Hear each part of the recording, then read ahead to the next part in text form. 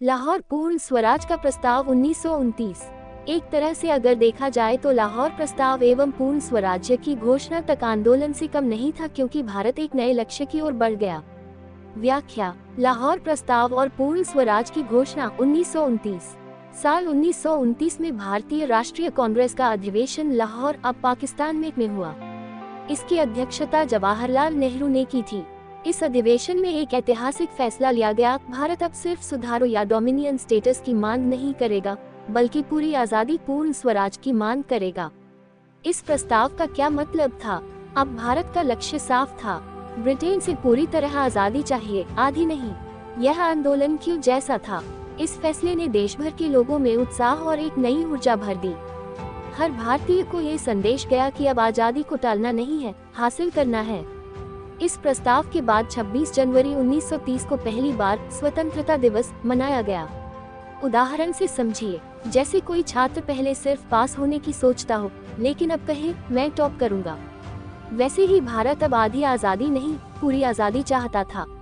निष्कर्ष: लाहौर प्रस्ताव केवल एक फैसला नहीं, एक क्रांतिकारी मोड़ था। इसने भारतीय स्वतंत्रता आंदोलन को एक स्पष्ट दिशा और मजबूत संकल्प दे दिया। अब लक्ष्य है पूर्ण स्वराज। 1920 का दशक तथा भारतीय राष्ट्रीय आंदोलन के लक्ष्य एवं स्वरूप में व्यापक परिवर्तन। 1920 के दशक में भारतीय राष्ट्रीय आंदोलन के लक्ष्य में परिवर्तन आ रहा था तथा स्वतंत्रता के अर्थ का विस्तार हो रहा था। पहले स्वतंत्रता का अर्थ राजनीतिक स्वतंत्रता माना जाता रहा था। राजनीतिक स्वतंत्रता से तात्पर्य है मताधिकार प्राप्त होना, स्वयं की सरकार गठित करने का अधिकार आदि। परंतु अब राजनीतिक स्वतंत्रता के साथ साथ आर्थिक एवं सामाजिक स्वतंत्रता भी जुड़ गए। आर्थिक स्वतंत्रता से तात्पर्य है आर्थिक विषमता कम होना तथा प्रत्येक के पास कम विस्तार हुआ और फिर आर्थिक स्वतंत्रता की मांग उठने लगी। 1925 से कांग्रेस पार्टी सक्रिय हो गई तथा भारतीय युवाओं पर समाजवाद का प्रभाव पड़ने लगा। व्याख्या: 1920 का दशक और भारतीय राष्ट्रीय आंदोलन का बदलता रूप। 1920 के बाद भारत का आजादी का आंदोलन पहले से ज्यादा गहरा और व्यापक हो गया। अब लोग सिर्फ राजनीतिक आजादी, जैसे अंग्रेजों से सत्ता वापस लेना, अपना शासन चलाना की नहीं, बल्कि आर्थिक और सामाजिक बराबरी भी चाहते थे। पहले आजादी का मतलब था राजनीतिक आजादी, यानी भारत के लोगों को मतदान का अधिकार मिले, भारत के लोग अपनी सरकार खुद बना सकें। लेकिन अब आजादी का मतलब बढ़ गया, आर्थिक आजादी भी चाहिए, हर इंसान के पास रोजगार और कमाई के साधन हो, गरीब और अमीर के बीच की अंतर कम हो। सामाजिक आजादी भी चाहिए, जात पात और ऊंच नीच खत्म हो, सबको बराबरी का दर्जा मिले। क्या हुआ इस दौरान? 1925 से कांग्रेस ने दोबारा जोश के साथ काम शुरू किया। भारतीय युवाओं में समाजवाद का असर बढ़ने लगा, यानी वे चाहते थे कि समाज में समानता और न्याय हो। उदाहरण से समझिए, पहले आंदोलन का मकसद था घर की चाबी अंग्रेजों से वापस लो। अब मकसद था सिर्फ चाबी नहीं, घर में सबको बराबरी से रहने दो। निष्कर्ष: 1920 का दशक वो समय था जब भारतीय स्वतंत्रता आंदोलन केवल अंग्रेजों से सत्ता लेने तक सीमित नहीं रहा, बल्कि गरीबी, असमानता और सामाजिक भेदभाव के खिलाफ भी लड़ाई बन गया। क्रांतिकारी राष्ट्रवाद की प्रगति 1924 से 1931। युवाओं का एक वर्ग जो गांधीवादी समाधान से संतुष्ट नहीं थे, उन्होंने अपने को क्रांतिकारी राजनीति से जोड़ लिया। दो पुराने क्रांतिकारी सचिन सान्याल एवं योगेश चंद्र चटर्जी की पहल पर कानपुर में 1924 में HRA का गठन किया। 1925 में काकोरी ट्रेन डकैती के पश्चात पार्टी को पुनर्संगठित करने का काम चंद्रशेखर आजाद ने किया। फिर आगे भगत सिंह की पहल पर पार्टी का नाम बदलकर HSRA रखा। इस पर समाजवादी विचारधारा का गहरा प्रभाव देखा गया। व्याख्या: 1924 से 1931 तक क्रांतिकारी राष्ट्रवाद की कहानी। जब कुछ नौजवानों को लगा कि गांधी जी की अहिंसक नीति से आजादी जल्दी नहीं मिलेगी, तब उन्होंने एक क्रांतिकारी रास्ता अपनाया, यानी हथियारों और बमों के जरिए अंग्रेजों से लड़ने का। क्या हुआ था? 1924 में दो पुराने क्रांतिकारी सचिंद्रनाथ सान्याल और योगेश चंद्र चटर्जी ने मिलकर HRA हिंदुस्तान रिपब्लिकन एसोसिएशन बनाई। इसका उद्देश्य था अंग्रेजों से आजादी के लिए क्रांतिकारी काम करना। 1925 में उन्होंने काकोरी में एक ट्रेन डकैती की ताकि पार्टी के लिए पैसा जुटाया जा सके। इसके बाद कई क्रांतिकारियों को पकड़ लिया गया। इसके बाद चंद्रशेखर आजाद ने संगठन को फिर से मजबूत किया। फिर भगत सिंह जैसे नौजवान नेता जुड़े और उन्होंने पार्टी का नाम बदलकर HSRA Hindustan socialist Republican association कर दिया। अब सिर्फ आजादी नहीं, समाज में बराबरी, समाजवाद का सपना भी जुड़ गया। उदाहरण से समझिए, अगर गांधी जी का तरीका था अंग्रेजों को मनाओ और सुधार करो, तो क्रांतिकारियों का तरीका था अंग्रेजों को हटाओ और समाज को बदलो। निष्कर्ष, 1924 से 1931 के बीच क्रांतिकारी राष्ट्रवाद ने नया रूप लिया। इसमें युवा जोश था, समाजवाद का सपना था और आजादी पाने की ताकतवर कोशिश थी, भले ही उसमें हिंसा का रास्ता शामिल हो। किसानों में जागृति, 1920 के दशक में किसानों में भी जागृति आ रही थी तथा किसानों की प्रांतीय सभा का गठन हो रहा था। उदाहरण के लिए बिहार किसान सभा, उत्तर प्रदेश किसान सभा आदि। इसके अतिरिक्त इस काल में कुछ महत्वपूर्ण आंदोलन देखे गए। 1. प्रतापगढ़, सुल्तानपुर, फैजपुर तथा आसपास के क्षेत्र में बेदखली रोको आंदोलन 1920 से 1921 में उत्तरी पश्चिमी संयुक्त प्रांत में एक आंदोलन 1921 से 1922। 2. वल्लभ भाई पटेल के नेतृत्व में 1928 में बारडोली सत्याग्रह आदि। व्याख्या, 1920 के दशक में किसानों में जागृति कैसे आई? 1920 के बाद किसानों को ये समझ में आने लगा कि उन्हें भी अपने अधिकारों के लिए संगठित होकर आवाज उठानी चाहिए। इसलिए वे अब अंग्रेज सरकार और जमींदारों के अत्याचारों के खिलाफ खड़े होने लगे। क्या क्या हुआ? कई जगह किसान सभाएं बनाई गईं, जैसे बिहार किसान सभा, उत्तर प्रदेश किसान सभा। इन सभाओं का मकसद था किसानों को एकजुट करके उनके हक की लड़ाई लड़ना। कई इलाकों में किसान आंदोलन भी हुए। प्रतापगढ़, सुल्तानपुर, फैजपुर जैसे उत्तर प्रदेश के इलाकों में बेदखली रोको आंदोलन 1920-21 हुआ। इसमें किसानों ने तय किया कि वे अपनी जमीन किसी हालत में नहीं छोड़ेंगे, चाहे सरकार दबाव डाले या न दे सका लगान। एकता आंदोलन 1921-22 भी उत्तर प्रदेश में हुआ। इसमें किसान जमींदारों के शोषण के खिलाफ एकजुट हुए और बिना मिलकर कुछ नहीं देने की कसम खाई। बारडोली सत्याग्रह 1928। वल्लभ भाई पटेल के नेतृत्व में गुजरात के बारडोली नामक क्षेत्र में किसानों ने लगान बढ़ोतरी के विरोध में आंदोलन किया। जबरदस्त एकता दिखाई गई और अंत में सरकार को झुकना पड़ा। निष्कर्ष, इन आंदोलनों से साफ हुआ कि अब किसान भी जाग चुके थे। वे अपनी जमीन, मेहनत और सम्मान के लिए खड़े हो रहे थे और इसने राष्ट्रीय आंदोलन को और ताकत दी। श्रमिक आंदोलन, जब श्रमिकों में भी विरोध की चेतना जग रही थी। 1920 के असहयोग में भी श्रमिकों की बड़ी सक्रियता रही थी। फिर 1920 में all India trade union Congress की स्थापना हुई, जिसकी अध्यक्षता लाला लाजपत राय ने की। व्याख्या, श्रमिक आंदोलन कैसे शुरू हुआ? जब किसान जागरूक हो रहे थे, उसी समय मजदूरों, श्रमिकों में भी अपने अधिकारों के लिए आवाज उठाने की चेतना आने लगी थी। क्या हुआ था? 1920 में असहयोग आंदोलन चल रहा था, तो उसमें मजदूरों ने भी बढ़ चढ़कर भाग लिया। वे समझने लगे थे कि अगर वे एकजुट हो जाएं, तो अपने हक के लिए लड़ सकते हैं। इसी समय एक बड़ी यूनियन बनाई गई, all India trade union congress AITUC. इसकी स्थापना 1920 में हुई। इसका उद्देश्य था भारत के सभी मजदूरों को एक मंच पर लाना और उनके वेतन, काम के घंटे, सुरक्षा जैसे मुद्दों पर लड़ना। इस यूनियन के पहले अध्यक्ष बने लाला लाजपत राय, जो स्वतंत्रता संग्राम के एक बड़े नेता थे। उदाहरण से समझिए, अगर किसी कपड़ा मिल में मजदूरों को बहुत कम पैसे में दिन भर काम कराया जा रहा था, तो अब वे अकेले नहीं रहते थे। वे ट्रेड यूनियन में शामिल होकर अपने लिए अच्छे वेतन और सुविधाओं की मांग करने लगे। निष्कर्ष, इस तरह श्रमिक आंदोलन ने भी राष्ट्रीय आंदोलन को मजबूत किया, क्योंकि अब सिर्फ पढ़े लिखे लोग ही नहीं, बल्कि मजदूर भी आजादी की लड़ाई से जुड़ने लगे थे।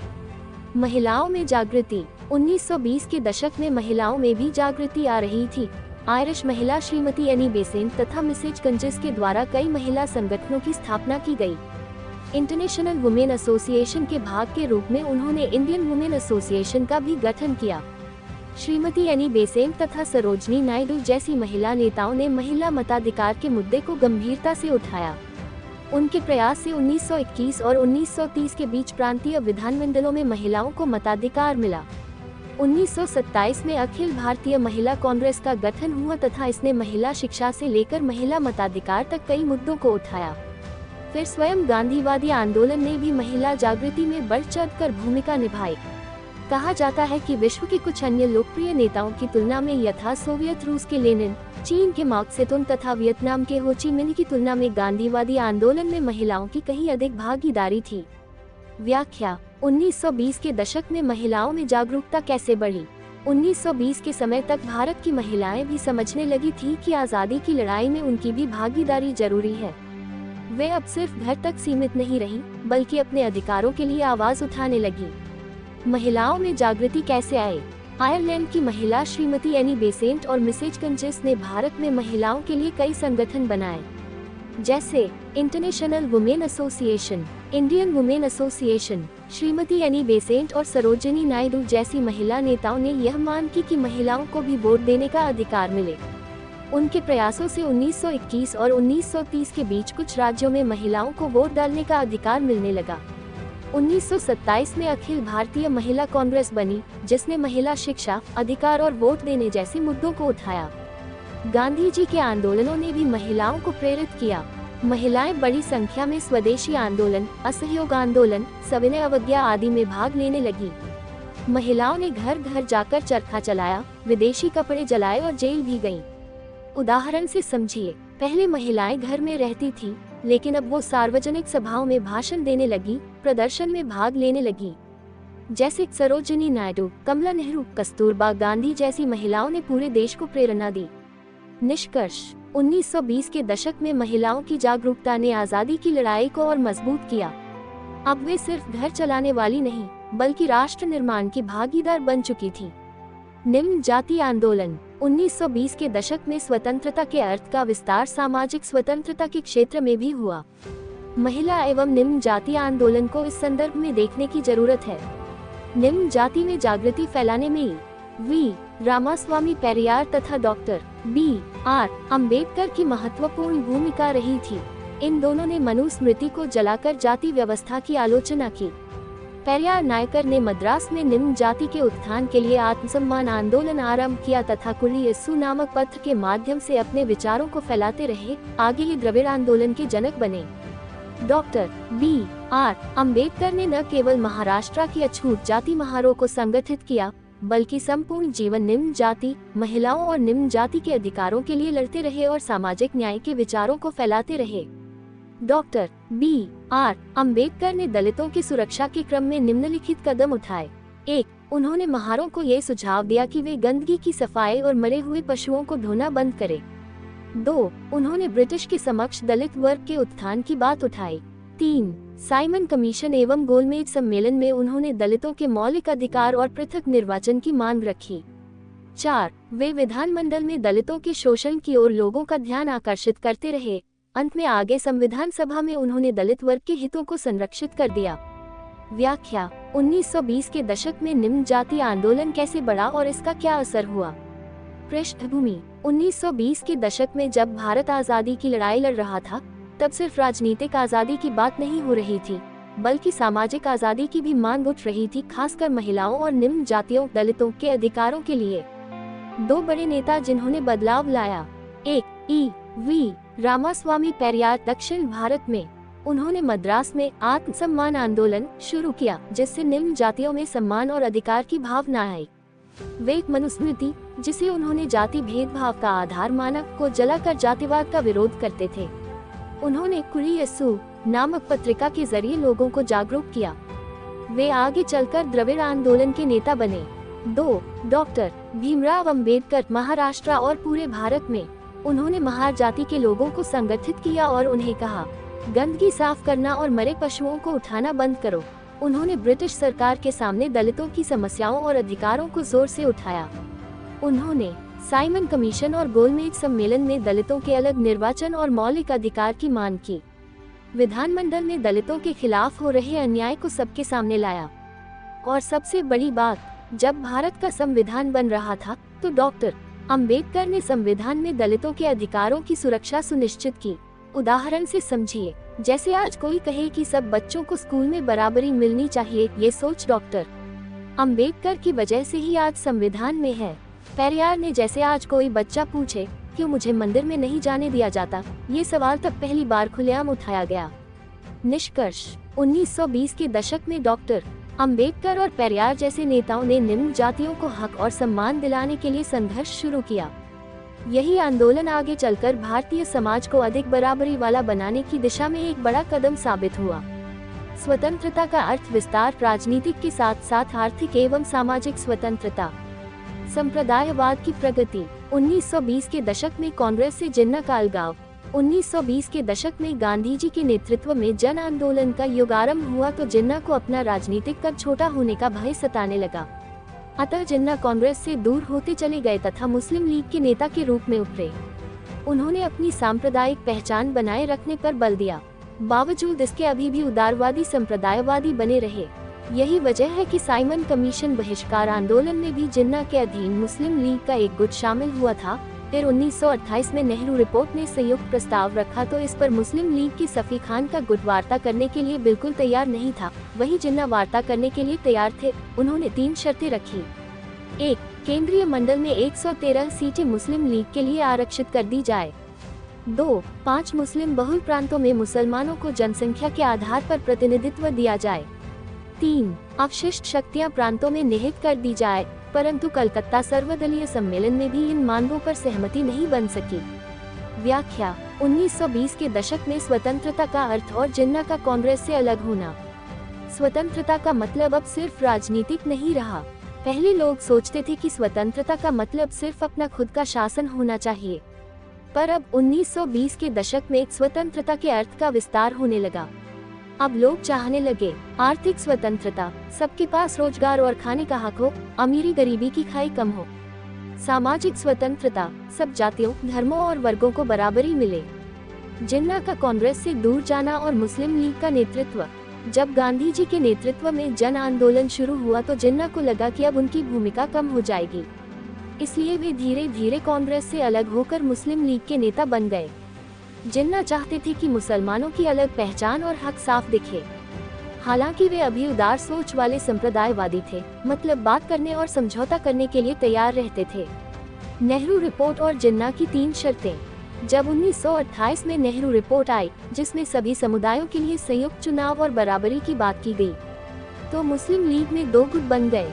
सफी खान वाला गुट बातचीत के लिए तैयार नहीं, जिन्ना वाला गुट बातचीत करना चाहता था, लेकिन उन्होंने 3 मांगे रखी। जिन्ना की मांगे, केंद्र की 113 सीटें मुसलमानों को दी जाएं ताकि उनका प्रभाव रहे।